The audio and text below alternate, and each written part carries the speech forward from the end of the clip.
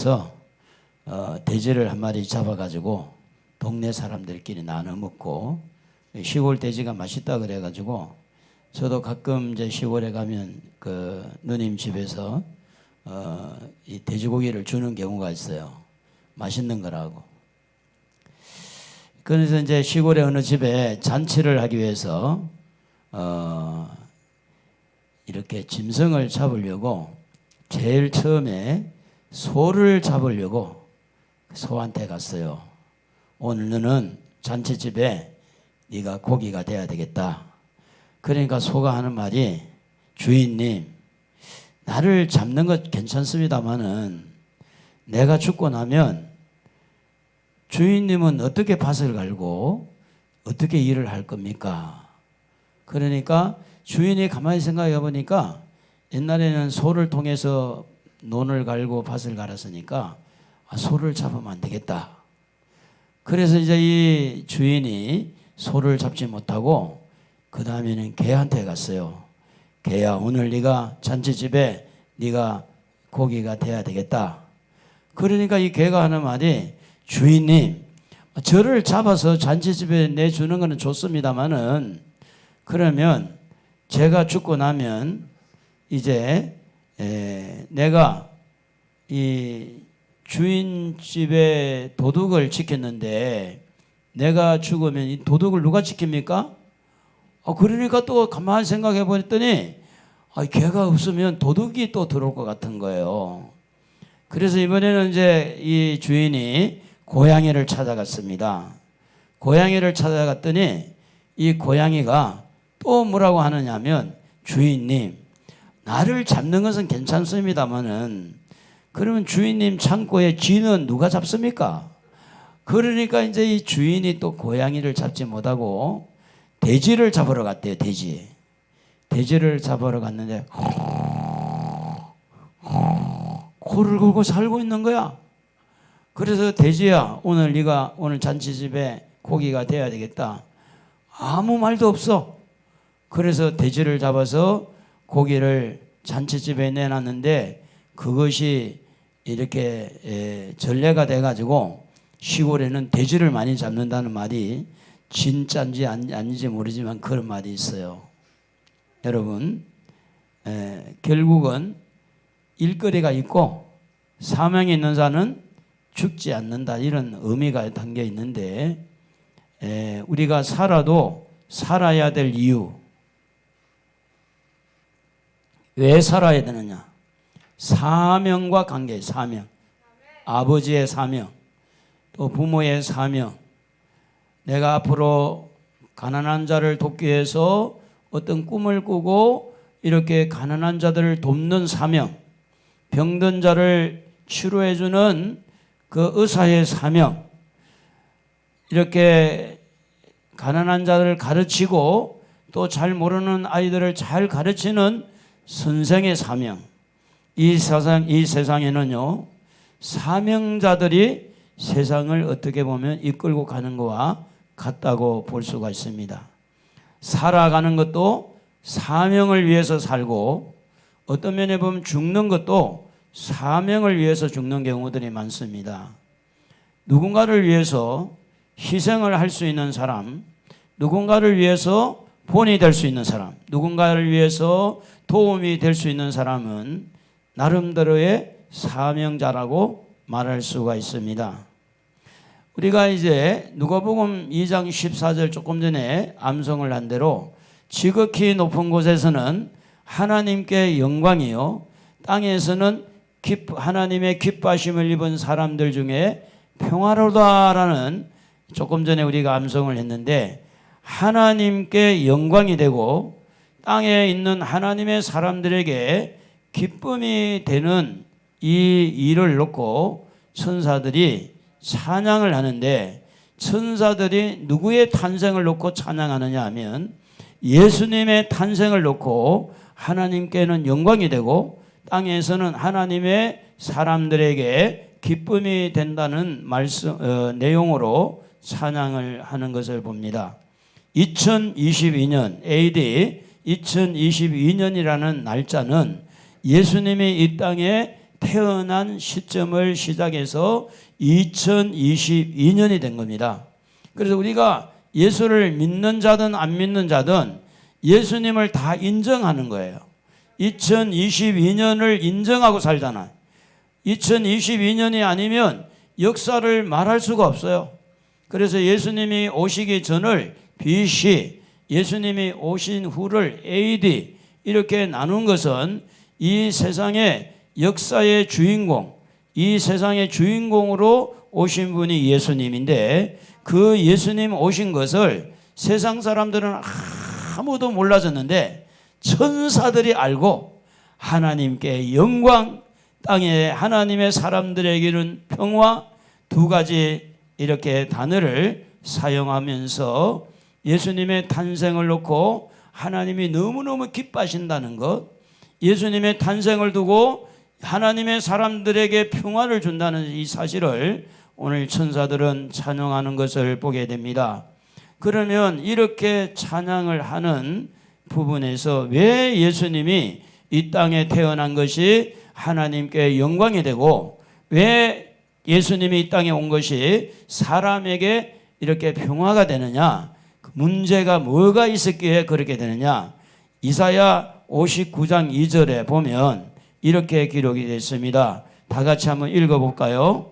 오직 너희 죄악이 너희와 너희 하나님 사이를 갈라놓았고 너희 죄가 그의 얼굴을 가리어서 너희에게서 듣지 않으시게 함이니라. 지금 사람들이 죄를 많이 짓고 살아요. 죄 안 짓는 사람이 세상에 하나도 없어요. 그런데 그 죄 문제는 하나님과 관계가 끊어질 뿐만 아니라 사람들의 마음에 불편함을 자꾸 주는 겁니다. 사람의 마음을 상하게 하고 그 사람들에게 상처를 입히는 것이 죄 문제입니다. 그 죄는 사람들이 나만 잘 되고자 하는 그런 욕심 때문에 대체적으로 죄를 많이 짓게 되는데 이 죄로 인해서 하나님 사이에 관계가 끊어지게 되고 그리고 사람들과 관계도 끊어지면서 하나님께 영광을 돌릴 수도 없고 하나님이 사람들에게 평화를 줄 수도 없는 그런 것이 바로 뭐냐면 사람의 죄 때문에 평안할 수 없다. 사람의 죄 때문에 하나님에게 영광을 돌릴 수 없다라는 결론이 이르는 겁니다. 그러므로 여러분 한번 따라합시다. 죄 때문에 하나님께 영광을 돌릴 수 없고 죄 때문에 평화를 누릴 수 없다. 죄 때문에 우리 마음이 속상한 거예요.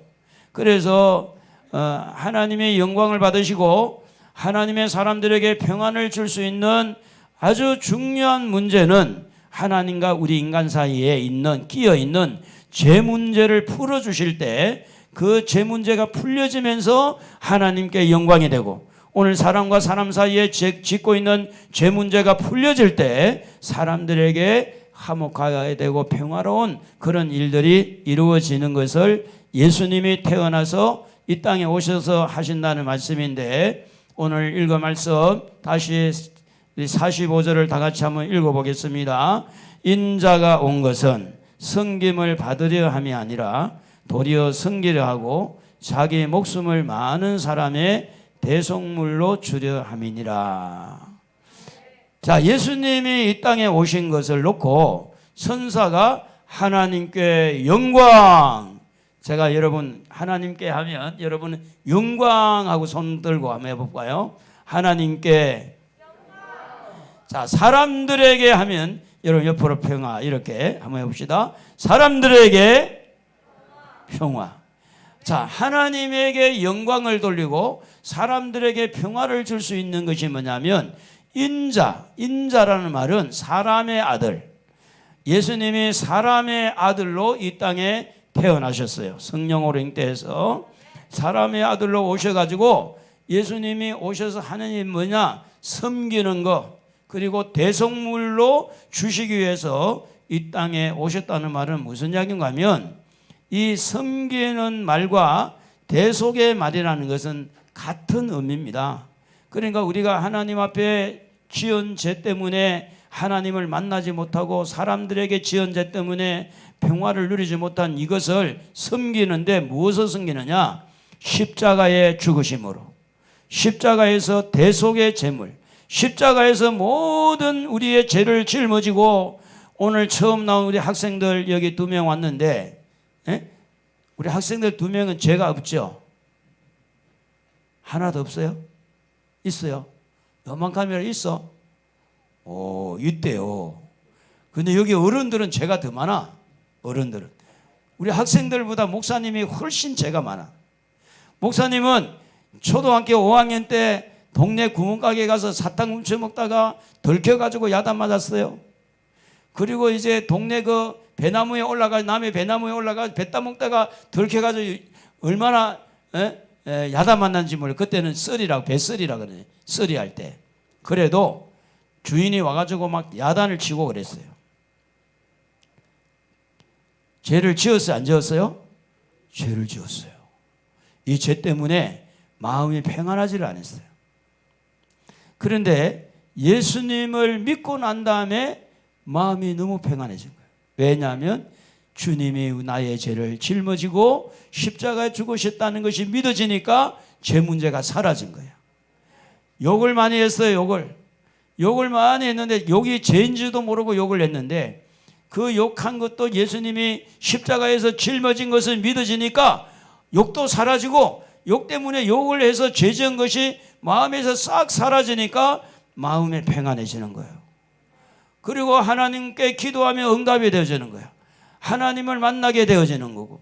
그래서 예수님은 십자가에서 우리의 죄를 짊어지고 십자가에서 죽으심으로 우리를 섬기고 하나님과 우리 사이에 길을 열어주셔서 하나님과의 관계에 만날 수 있도록 다리를 만들어주고 사람과 사람 사이의 죄 문제를 해결해 주어서 평안함을 주시는데, 다시 한번 아까 했던 대로 해봅시다. 하나님께, 사람들에게, 하나님에게 영광을 돌리게 되고 사람들에게 평화를 줄 수 있는 것은 우리 예수님의 십자가 때문입니다.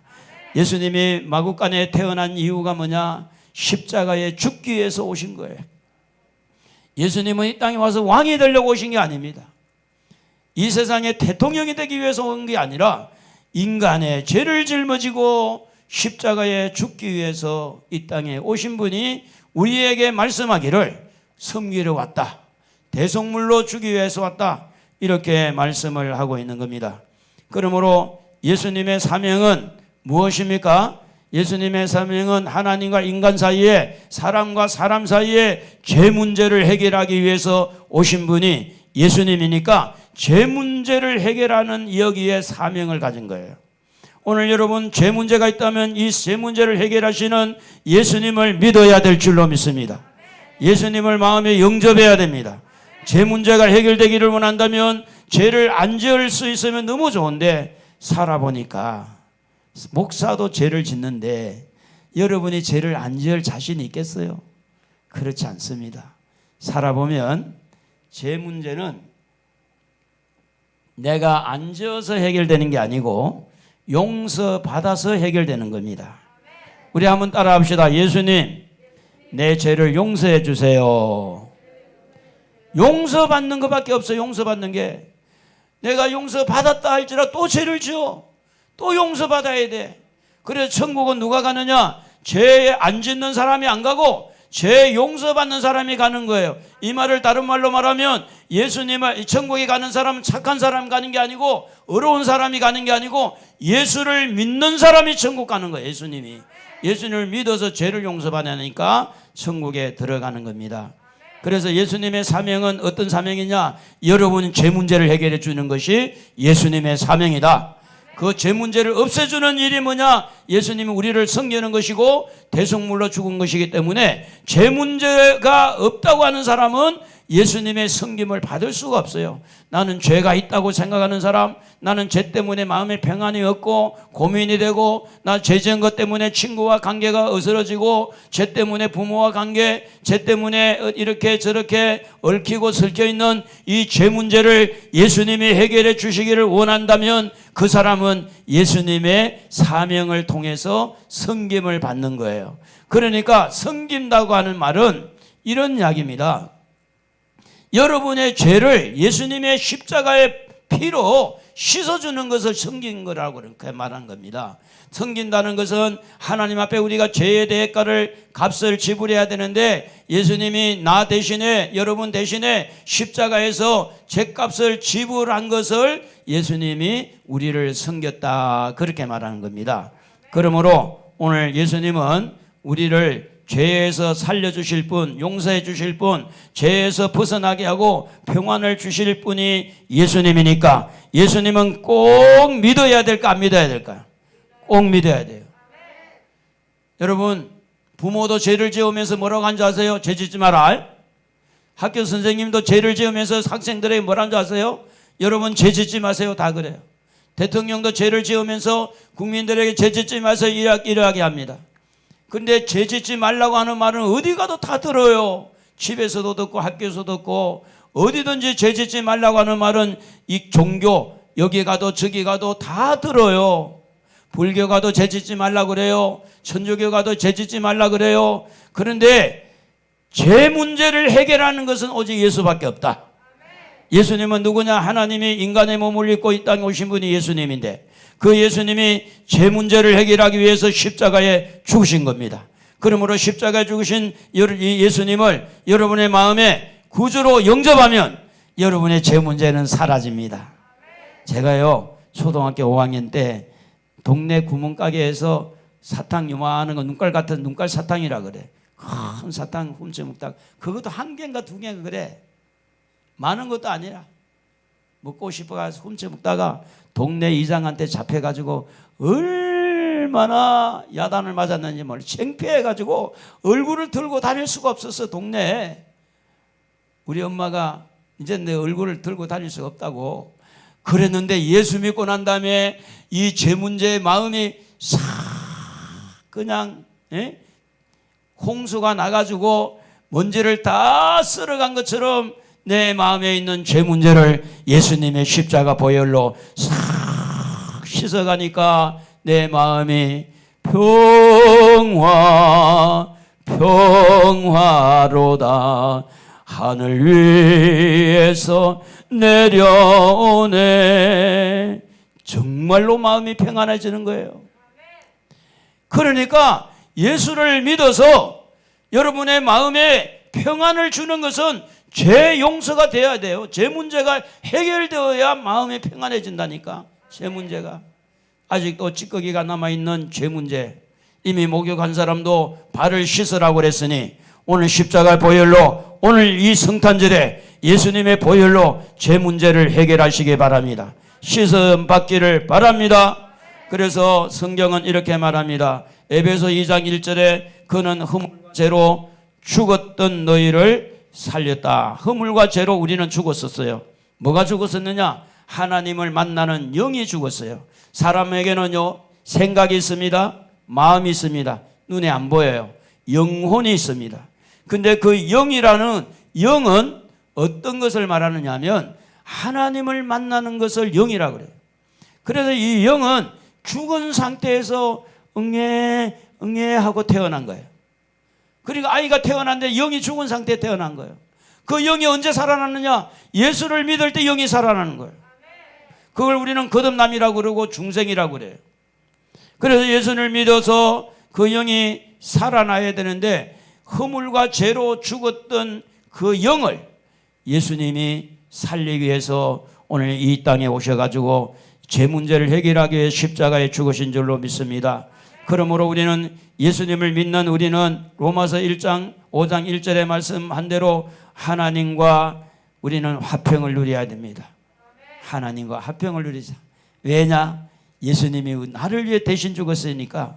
그래서 천사들이 이렇게 찬양하는 것처럼 하나님에게 영광, 사람들에게는 평화. 한번 해볼까요? 하나님께는 손 올리고 또 사람들에게는 평화. 누가 태어난 것이? 예수님이 태어난 것이.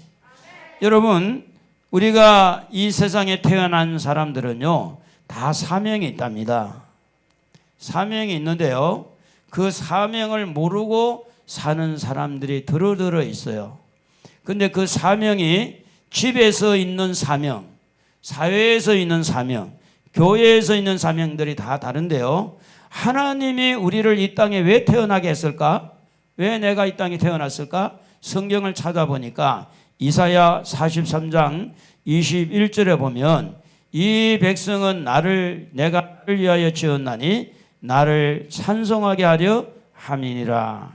하나님을 찬양하고 하나님에게 영광 돌리도록 하기 위해서 우리를 만들었다, 이렇게 되어 있습니다. 에베소 2장 10절에 보면 예수 안에서 선한 일을 위해서 지음을 받았다, 그렇게 말합니다. 그러니까 우리가 하나님을 찬양할 사명이 있고 우리는 이 땅에 살면서 선한 일을 해야 될 사명이 있는 겁니다. 하나님이 그래서 우리를 만들었기 때문에, 그래서 우리는 이 땅에 살면서 어떻게 하든지 예수님을 믿고 죄 용서받고 우리가 하나님 앞에 받은 이 사명을 제대로 감당을 해야 되는데, 그 사명을 잘 감당하는 사람을 하나님께 이제 영광을 돌리는 삶이라. 고린도전서 6장 20절에 보면 값으로 산 것이 되었으니 그런 정도의 몸으로 하나님께 영광을 돌리라. 고린도전서 10장 31절에 보면 먹든지 마시든지 무엇을 하든지 하나님께 영광을 돌리기 위해서 하라, 이렇게 말한 것은 뭐냐면 사명을 잘 감당하면, 사명대로 살면 하나님께 영광이 된다, 이런 이야기입니다. 예수님도 예수님의 사명을 잘 감당하니까 하나님께 영광, 사람들에게 평화가 이루어진 것처럼 오늘 여러분도 여러분의 사명을 잘 감당하시면 하나님께 영광이 되고 사람들에게는 평화를 줄 수 있는 그런 사명자가 될 줄로 믿습니다.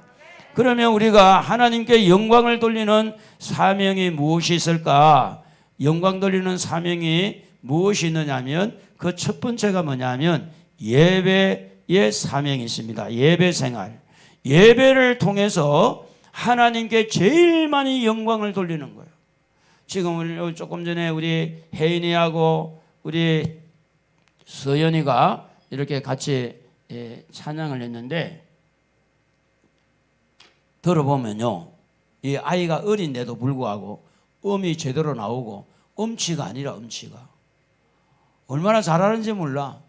지금 5살 먹은 아이는요, 이 가사를 애워가지고 그걸도 몰라. 아직 다 모르기 때문에 애워가지고.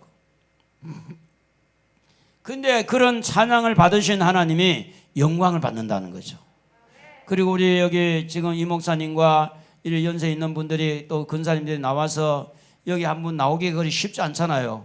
1년에 한 분 있을까 말건데 여기 나와서 찬양하는 그게 뭐냐면 하나님께 영광이 되는 거예요. 영광이. 그리고 예배를 통해서 아멘 하고 하나님 앞에 영광을 돌리고, 예배를 통해서 하나님에게 가장 많이 영광을 돌리는데, 그 예배의 사명이 있다는 것을 알고 오늘 여러분 예배를 통해서 하나님께 많이 영광 돌리기를 주의 이름으로 축복합니다. 예배는 일단 참석을 해야 예배를 드릴 수 있잖아요. 예배 잘 드리시기를 바랍니다. 옆에 분하고 인사해 봅시다. 예배 좀 잘 드립시다. 이빨 빠듯이 빠지지 말고 예배 잘 드리면 그 예배 시간에 찬양을 통해서, 감사를 통해서, 말씀을 통해서, 기도를 통해서 하나님에게 영광을 돌리는 거죠. 그래서 히브리서 10장 25절에 보면 마지막 때가 다가올수록 우리는 모이기에 힘을 써야 된다. 어떤 사람들처럼 모이기를 패하는 사람들 따라가지 말고 모이는 데 힘을 쓰자. 할렐루야. 그래서 하나님 앞에 모여서 하나님 영광, 사람들에게는 평화, 그리고 여러분 예배를 드리고 난 다음에 마음이 더 평안해지잖아요. 하나님 말씀을 듣게 되고, 때로는 위로가 되게 되고, 때로는 소망이 되기도 하고. 그래서 하나님은 누구를 찾느냐? 이런 예배의 사명을 가지고 있는 예배자를 찾는다고 요한복음 4장 23절에 보면 예배하는 자들을 찾느니라. 24절에 보면 하나님은 영이시니까 예배하는 자는 영과 진리로 예배해야 된다. 여러분, 예배는요 우선순위가 돼야 됩니다. 다른 일을 다 정하고 예배를 마지막에 정하지 말고 예배를 먼저 정해놓고 다른 일정을 정해야 됩니다.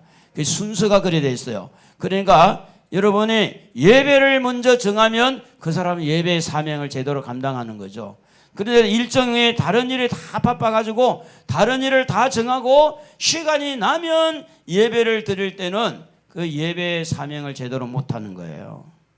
옛날에는 첫째, 셋째 날 쉬는 날이 있었어요. 옛날에 직장 생활할 때. 그래서 첫째, 셋째만 쉬는 날이었었는데 저도 그때 직장 생활을 좀 했어요. 그런데 이제 저는 예배가 우선이었으니까 첫째, 셋째 이런 것이 아무 상관이 없었습니다.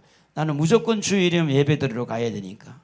목숨 걸고 예배 드려야 되니까. 그래서 이제 사장님이 한 번은 저를 불렀어요. 콜을 했어.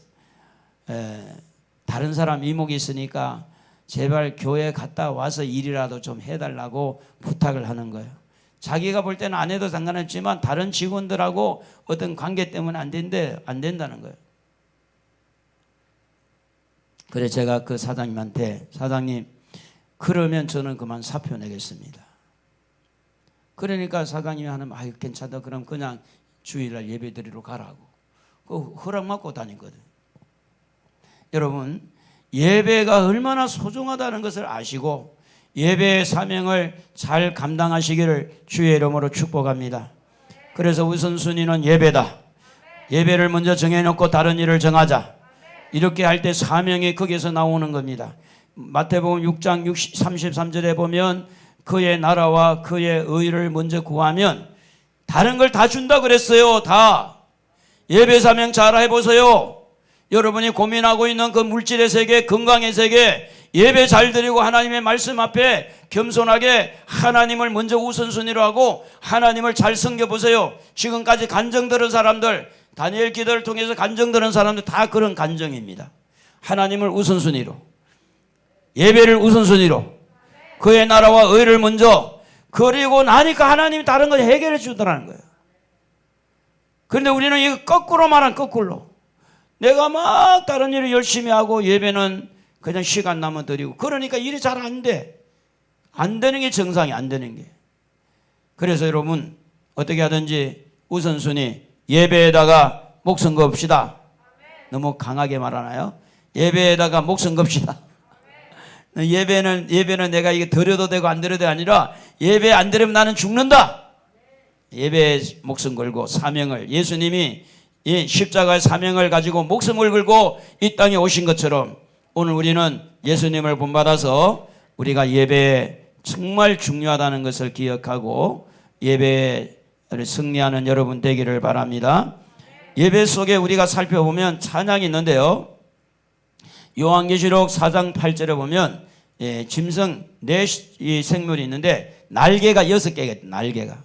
그래서 날개가 두 날개는 날고 두 날개는 이렇게 몸을 가리고 두 날개는 발을 가리고 6개가 있는데 그 6개가 한번 여러분 읽어볼까요? 그게 어떻게 되어 있는가? 네 생물이 각각 6날개를 가졌고 그 안과 주위에는 눈들이 가득하더라. 그들이 밤낮 쉬지 않고 이르기를 거룩하다 거룩하다 거룩하다 주 하나님 곧 전능하신 이여 전에도 계셨고 이제도 계시고 장차 오실 이시라 하고 이 거룩하다 거룩하다는 말은 뭐냐면 찬양은 찬양.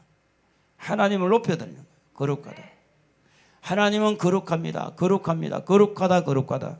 그래서 예배 중에 뭐가 있느냐? 찬양이 있어요. 찬양을 통해서 하나님 앞에 영광을 돌립니다. 예배 중에 또 뭐가 있느냐? 기도가 있어요. 다니엘서 9장 19절에 보면 주여 들으소서 주여 용서하소서 주여 귀를 기울이고 행하소서. 우리 주여 삼창하고 기도하겠습니다. 그러니까 어떤 사람이 왜 또 주여 삼창이나 불러? 하나님이 기가 먹었냐?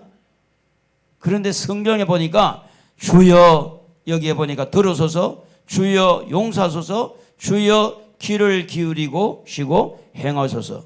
주여라는 말이 세 번이나 나오잖아요. 기도로 여러분 예배 중에 기도로 우리의 소원을 아뢰고 기도로 하나님 앞에 감사할 수 있는 줄로 믿습니다. 또한 이 예배 안에는 주님의 음성을 듣습니다. 요한복음 10장 27절에 보면 내 양은 내 음성을 들으며 그렇게 말합니다. 여러분 이 예배를 통해서 하나님의 음성을 듣잖아요.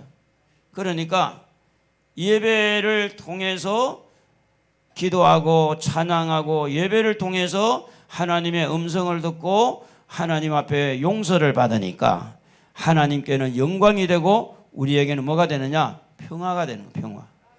여러분 마음에 언제든지 무슨 일을 당하든지 여러분 마음에 평강이 있기를 주의 이름으로 축복합니다. 그래서 하나님과 관계가 회복이 되고 사람과 관계도 회복되고, 그래서 사람과 관계가 회복될 때 마음이 평안해집니다. 그래서 성경은 어떤 사람이 이렇게 사이가 안 좋거든 서로 화해하고 와서 이렇게 용서하고 예배를 드려라. 용서하면 하나님도 용서해 주겠다. 여러분도 하나님 앞에 용서 받는 것처럼 여러분 또한 여러분에게 누군가가 잘못한 사람들을 용서하시기를 바랍니다. 그래서 하루에 7번이라도 잘못한 것마다 용서해라. 성경은 70번씩 7번이라도 용서하라고 그랬습니다. 용서할 때 마음이 평안해지는 거예요. 그런데 이 마음의 용서를 풀지 않으면 평안하다고 하는 그는 좀 약간 완전하지 않고 또 잘못 생각할 수도 있습니다. 그래서 주님에게 용서받은 것처럼 여러분 가족들, 상처받은 가족들도 용서하시기를 바랍니다. 아이고 목사님 용서 못해요. 물론 이해는 돼. 이해는 충분히 이해는 가요. 그런데 용서 안 하고 마음이 평안해지느냐? 그럴 리가 없어요. 그 용서하지 않고 평안하다는 거짓말이에요. 그런데 여러분 아셔야 될 일은 우리 예수님의 오심으로 여러분에게 평안을 주시려 하는 이유가 뭐냐면 여러분 행복해야 돼요. 행복하게 사는 것이 하나님의 뜻입니다.